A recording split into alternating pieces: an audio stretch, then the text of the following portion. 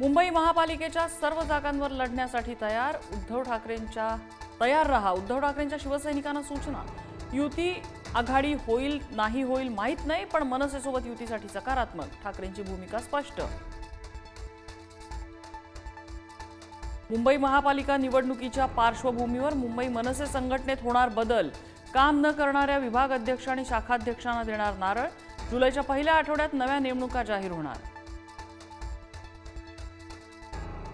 बेगानी शादी में ठाण्याचा अब्दुल्ला का नाचतोय? मनसेसोबत युती संदर्भात एकनाथ शिंदेंनी केलेल्या टीकेला संजय राऊतांचं प्रत्युत्तर। बोलबच्चन भैरवीनं उत्तर देत नाही। उद्धव ठाकरेंच्या भाषणावर मुख्यमंत्र्यांची प्रतिक्रिया। भाजपचं नामोनिशाण मिटवण्याचं ठाकरेंचं वक्तव्य, तर पराभवाच्या भीतीनं ओकलेली हतबलता, बावनकुळेंची टीका। भाजप प्रवेशाचा विषय माझ्यासाठी संपलाय। जळगावात मुख्यमंत्र्यांच्या कार्यक्रमात उपस्थित राहिल्यानंतर एकनाथ खडसेंचं वक्तव्य, तर मुख्यमंत्री भेटीत वाईट काय? गिरीश महाजनांची प्रतिक्रिया। बारामती शरद पवारांसोबतच्या कार्यक्रमाला अजित पवारांची दांडी। माळेगाव कारखाना निवडणुकीसाठी प्रचारात मग्न।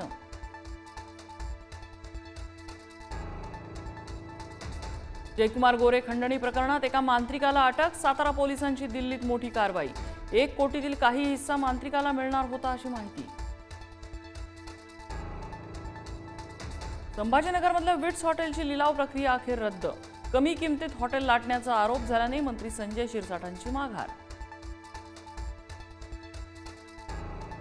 बोगस शिक्षक भरती घोटाळ्यातले राजकीय पाठबळ। माजी आमदार नागो गाणार यांचा आरोप।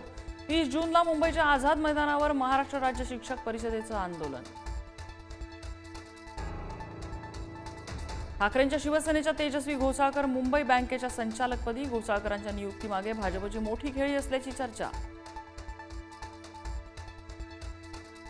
मुंबईच्या लोकलमध्ये महिलांमध्ये तुंबळ हाणामारी। मारहाणीत महिलेच्या डोळ्याजवळ गंभीर दुखापत, व्हिडिओ व्हायरल।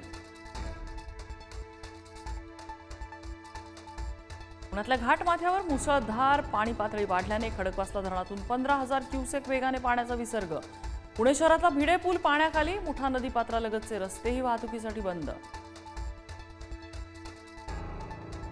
नाशिकच्या गोदाघाट परिसरात पाणी ओसरलं। मध्यरात्रीपासून पावसाची विश्रांती। गंगापूर धरणातून पाण्याचा विसर्ग सुरू। नाशिक आणि उत्तर महाराष्ट्राला येलो अलर्ट जारी। मुसळधार पावसाने भंडारदऱ्यातील कळसुबाई हरिश्चंद्रगड अभयारण्यातील धबधबे प्रवाहित। धरणाच्या कुशीतील कोलटेंभे धबधब्यावर पर्यटकांची गर्दी।